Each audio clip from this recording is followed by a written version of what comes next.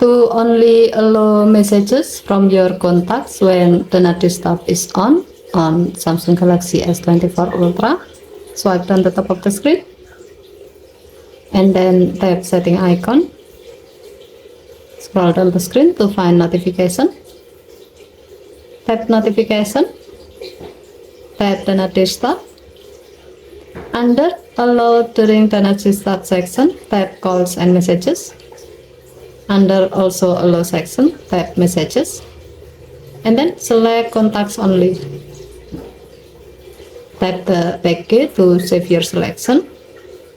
By doing this, your phone will only allow messages from those who are listed on your contact list while the do not disturb mode is on.